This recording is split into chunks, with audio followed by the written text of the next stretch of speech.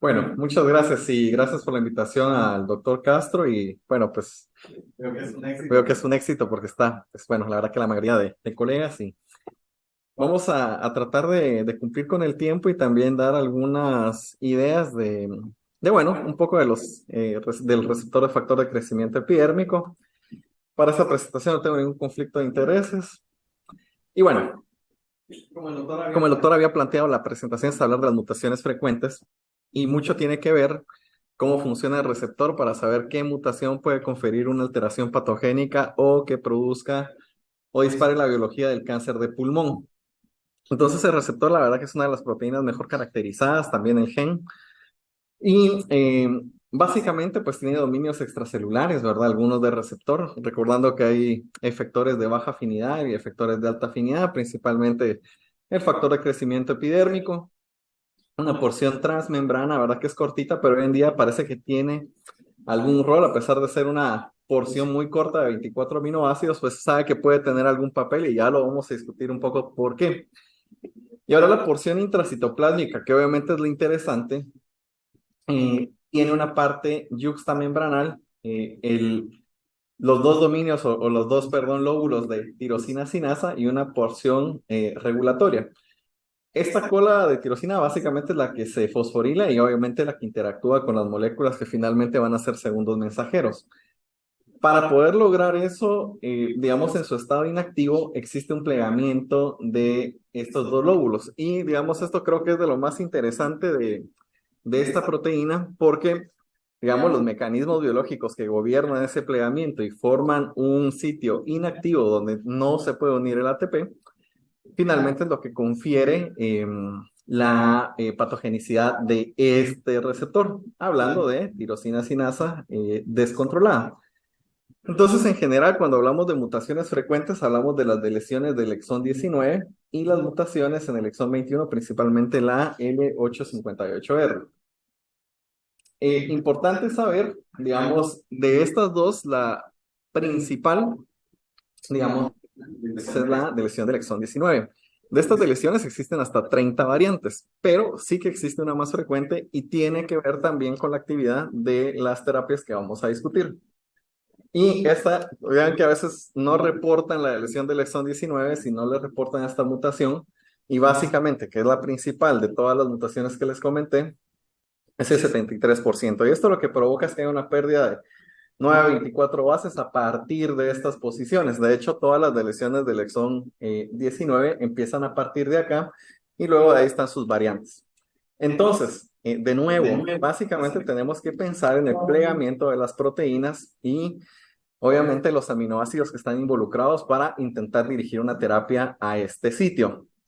Básicamente este desarrollo, ustedes han visto estas gráficas donde se van aprobando las moléculas a lo largo de los años y quiere decir que el entendimiento de esta proteína tiene mucho tiempo.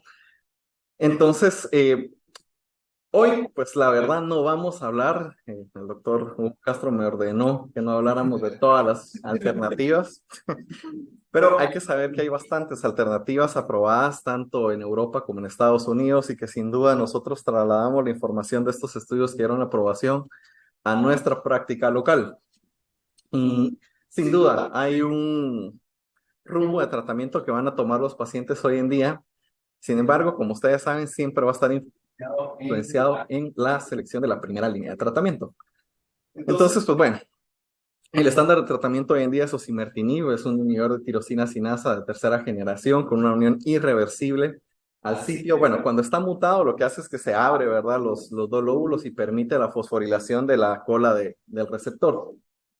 Entonces, obviamente que bloquear esa interacción y volver a un estado inactivo la proteína genera estos resultados ya publicados, ya conocidos por nosotros en el estudio FLAURA. Y bueno, vemos que hubo beneficio tanto en sobrevida libre de progresión, sobrevida global y también en la progresión del sistema nervioso central, posicionando, insisto, osimertinib como la primera línea en pacientes con mutaciones de GFR, las frecuentes e inclusive la T790M como el estándar de tratamiento frente a otros inhibidores o frente a otras opciones como la quimioterapia sola. Por ahí, pues ustedes recuerdan los estudios pivotales. Entonces,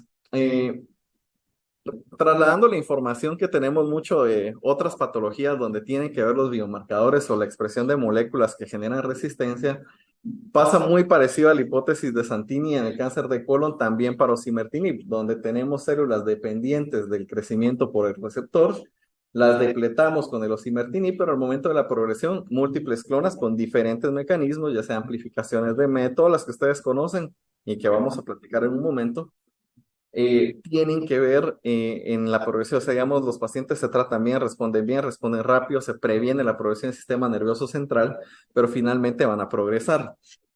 Entonces, ¿por qué es importante pensar en cómo optimizar esta primera línea? Porque si un paciente nos progresa en sistema nervioso central o en un sitio crítico que suele ocurrir con mucha frecuencia en cáncer de pulmón, hay una buena proporción de pacientes que no van a recibir una segunda línea. Entonces, nuestra primera línea tiene que ser lo mejor posible. Entonces, hoy en día, pues existen algunas combinaciones de tratamiento que vamos a revisar hoy. Básicamente es como que las novedades de la terapia cuando hay mutaciones de EGFR. Entonces, digamos, uno de los mecanismos más descritos, ¿verdad?, es vencer la resistencia por medio de los mecanismos de angiogénesis. Y pues ya teníamos información bastante previa de combinar erlotinib con bevacizumab con un beneficio en sobrevida libre de progresión, pero una tendencia y no estadística desde el punto de vista global. Sin embargo, obviamente que prevenir la progresión en estos pacientes es importante y genera una hipótesis para seguir, digamos, explorando esta alternativa. Lo mismo con ramucirumab, ¿verdad? Otro antiangiogénico con múltiples puntos de unión, más el erlotinib, un, ¿verdad?, inhibidor de tirosina sinasa de segunda generación, perdón, de primera. Y a través de estos dos estudios, ¿verdad? Demostró que podía haber un beneficio en sobrevida libre de progresión, pero no hubieron datos acerca de la sobrevida global. Finalmente, como insisto, existe información de que posiblemente combinar los antiangiogénicos con los inhibidores, pues se intenta con moléculas más novedosas como el osimertinib. Y este estudio presentado en el Journal de Oncología Torácica que combina bevacizumab y osimertinib versus osimertinib solo, pues demostró, ¿verdad?, una tendencia numérica, no desde el punto de vista estadístico, mejorar la mediana de sobrevida libre de progresión, y aún no están todos los datos reportados de sobrevida global. De todas formas, que vamos viendo información un poco a favor, otra que no mejora los resultados. Entonces, las novedades en ESMO es que se presentaron dos trabajos, ¿verdad? Que fueron tanto el Ramos como el Osiram, ambos combinando ramucirumab más osimertinib. En el primero de ellos, Ramos, sí hubo un beneficio en términos de la sobrevida libre de progresión, llevándola hasta 24.8 meses versus 15 meses de osimertinib solo, lo cual, insisto, mejora un poco la mediana de sobrevida. De hecho, sí la mejora con resultados en términos de la estadística favorable, es una reducción de riesgo de progresión de 45%, pero igual en el mismo congreso se presenta otro estudio de la misma molécula, la misma combinación, donde no hubo beneficio en sobrevida libre de progresión. Aún no hay datos reportados en términos de sobrevida global. Son estudios que todavía llevan un periodo corto de seguimiento y sin duda nosotros vamos a tener la obligación de estarlos viendo. Entonces, bueno, ya vimos acerca de las terapias antiangiogénicas, qué hay acerca de la quimio. De hecho, digamos, también hay un estudio muy bueno que sin duda alguno los motiva, ¿verdad?, a pensar en combinar la quimioterapia con un TKI. Y por ejemplo, está este estudio de IGRESA, ¿verdad?, con gefitinib, que combina gefitinib, carboplatin y pemetrexed. Y en este estudio, si bien, ¿verdad?, es un estudio, ¿verdad?, eh, interesante porque tiene más de 100 pacientes en cada brazo, obtuvo una mediana de sobrevida global de 49 meses. Sin embargo, no hubo diferencias en términos de estadística y también un poco más de lo esperado para estas moléculas, ¿verdad? Entonces, pero insisto, estos son estudios que abrieron hipótesis interesantes. De nuevo, pues se vuelve a probar gefitinib más gefitinib versus carboplatino y pemetrexed como mantenimiento y bueno, finalmente también se observa un beneficio, ¿verdad?, a favor de la combinación de gefitinib más quimioterapia. Una mediana de 17 meses contra otra que no está alcanzada, con una reducción de riesgo de progresión de hasta un 55%, que para cáncer de pulmón, pues esto es genial, pero insisto, son estudios pequeños que solo generan hipótesis. Finalmente, pues bueno, se diseña este estudio, un estudio prospectivo, fase 3, ¿verdad?, que intenta, ¿verdad?, descifrar si combinar, ¿verdad?, osimertinib más la combinación que había sido la más efectiva junto con los TKIs pemetrexed y carboplatino, pensando que la gran mayoría de pacientes son adenocarcinomas, ¿verdad? O son portadores de un adenocarcinoma. Entonces, sin duda, pues un poco por ahí, ¿verdad? Se selecciona también el régimen de quimioterapia, haciendo una fase de inducción con 4 ciclos de quimio, seguido de un mantenimiento que podría hacerse con osimertinib más pemetrexed, como habitualmente lo hacemos, ¿verdad? Versus osimertinib monoterapia. Interesante el estudio porque varios criterios de estratificación, ¿verdad? Si era en Asia, si era fuera de Asia, y también, ¿verdad? Obviamente considerando que los pacientes fueran portadores de las mutaciones más frecuentes, lo mismo, de lesiones del exón 19 y mutaciones del 21. Se evaluó la respuesta mediante RECIST 1.1 y todos sus objetivos secundarios. Y de nuevo, ¿verdad? Estos estudios muchos se diseñan para obtener el resultado pronto basado en la sobrevida libre de progresión. Pero insisto, en pulmón es un objetivo muy duro porque la progresión puede lastimar mucho al paciente. Entonces, pues bueno, digamos, son objetivos también interesantes. Entonces, el punto primario, que era la sobrevida libre de progresión, un beneficio, una mediana de 25.5 meses versus 17 contra osimertinib monoterapia, teniendo un beneficio o una reducción importante, ¿verdad? De los eventos de progresión, ¿verdad? Prácticamente un beneficio de 8.8 meses a favor de combinar quimio con osimertinib. Y en términos de sobrevida, recuerden que todavía no se habían alcanzado el número de eventos necesarios para hacer los cálculos de sobrevida, por ende no tenemos datos y sin duda es uno de los estudios, vamos, importantes que yo creo que vamos a tener que seguir respecto a cómo vencer la resistencia a los inhibidores de tirosina sinasa. Hasta aquí, pues todo se basa en inhibir la actividad de tirosina sinasa anormalmente que ha ganado la proteína. Digamos, vamos viendo los inhibidores clásicos, ¿verdad? Van apareciendo nuevos inhibidores y aumentar las terapias obviamente aumenta la toxicidad, ¿verdad? Pero un poco ya sabemos pues que la quimio en general la usamos y, ¿verdad? Sabemos un poco de manejo de la toxicidad, que es la terapia que más utilizamos. Entonces hay que aceptar que el paciente va a cursar con toxicidad, qué tanto tengamos los recursos para manejarlo y proponerle al paciente, ¿verdad? Realmente que va a cursar con todos estos eventos, al menos en la fase de inducción, pues es un diálogo importante que hay que tener con los pacientes. Sin duda, aquí los análisis de tasa de respuesta fueron importantes y vamos a seleccionar a pacientes de alto riesgo, ¿verdad? Que parecieran tener una alta carga tumoral con necesidad de una respuesta rápida para proponer, pero adicional, pues tienen que tener un excelente estado funcional, ¿verdad? Porque, insisto, combinar quimio más estas terapias finalmente es complejo. Entonces, igual, mutaciones frecuentes de lesión del exón 19 más las mutaciones del exón 21 que se presentó justamente en una sesión presidencial en ESMO.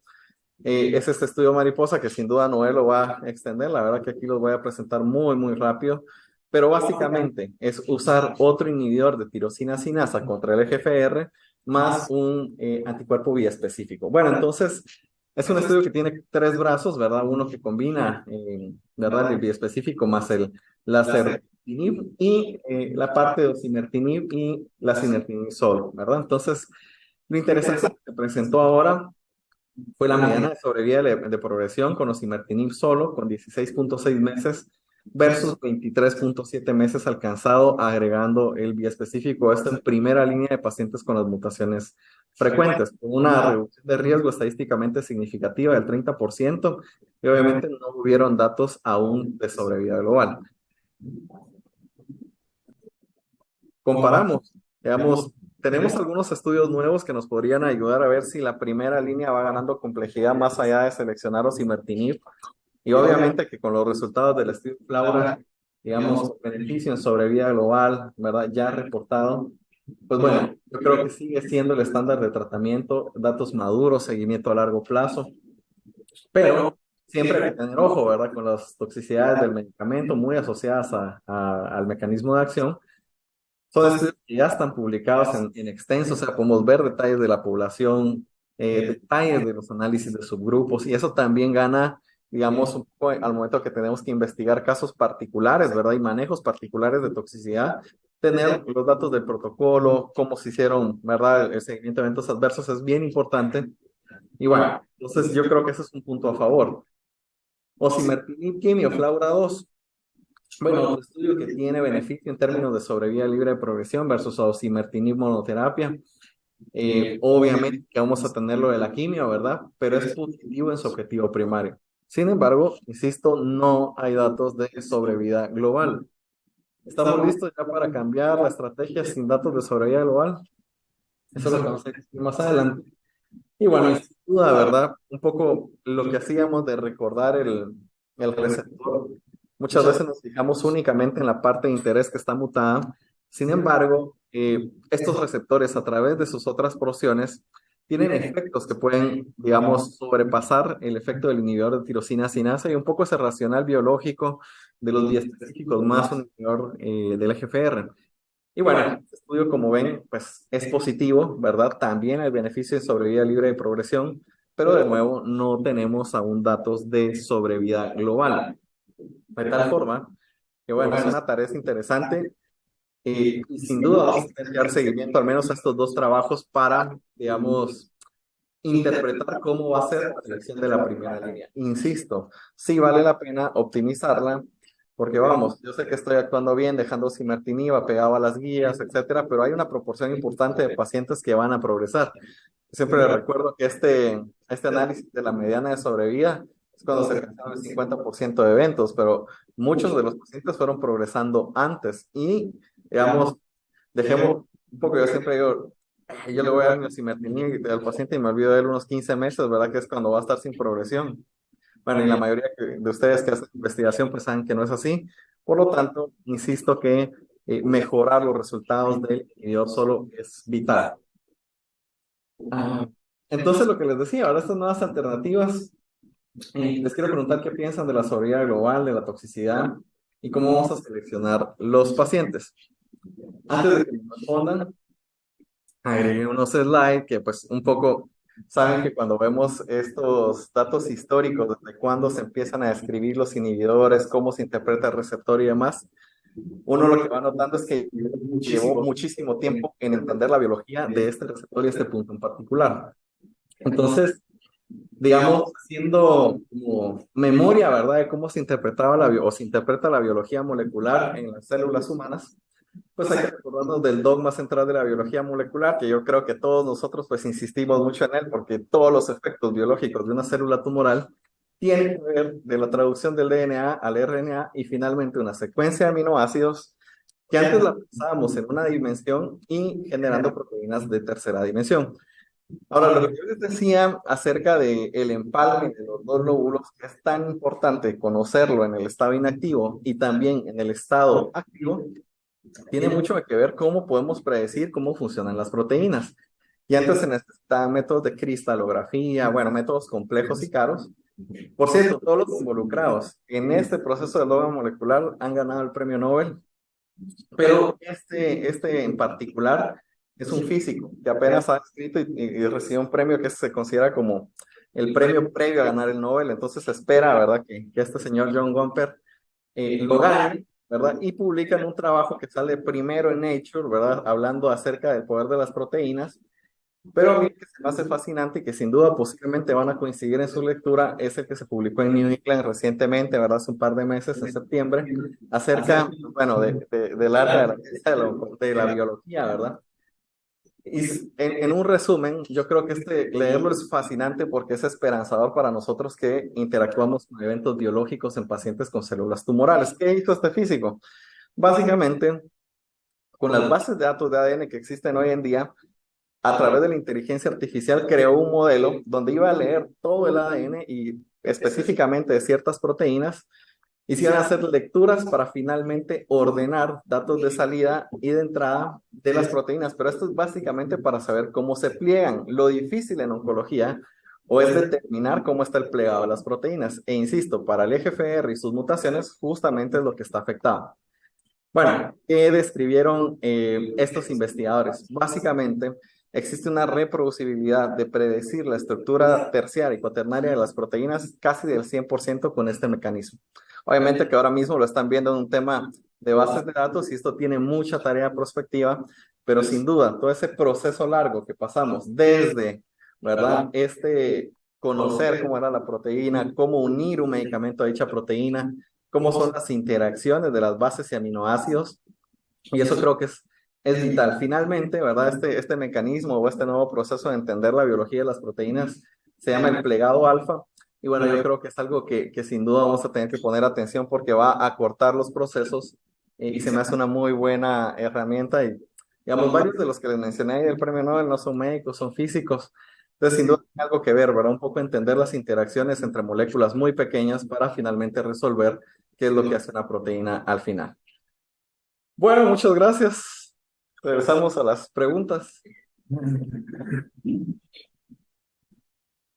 No sé si alguien quiere hablar acerca de las formas de novedosas, si quiere alguien que debemos esperar con la sobrevida global o ya vamos haciendo cambios, ¿no? Los que hacen pulmón, que les gusta. Yo voy a, Maquis. voy a hacer uso de los privilegios de admin, porque eh, apenas terminamos de entender la inmuno y ahorita los anticuerpos conjugados es otra Sí, residencia, sí, ¿verdad? sí, Pero sí.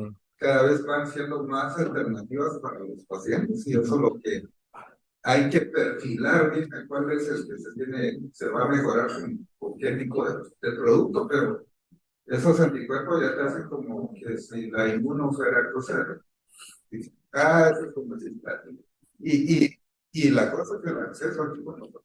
Bueno, digamos que estos anticuerpos biespecíficos o los conjugados con drogas, de estar uno en una terapia oral que tiene la comodidad que el paciente la lleva a casa, lo va en casa, pues va a hacer que vuelvan los pacientes con cáncer de pulmón al hospital, ¿verdad? Y tener temas administrativos de administración y demás, ¿verdad? Entonces, es un punto importante y sin duda, ¿verdad? Son estudios muy cortos que todavía no estamos viendo todo el perfil de toxicidad. Queremos saber algo más de seguridad, sin duda. Y pues bueno, ahí la verdad que coincido mucho con su comentario. ¿Algún comentario más? Estamos, bueno, muchas gracias.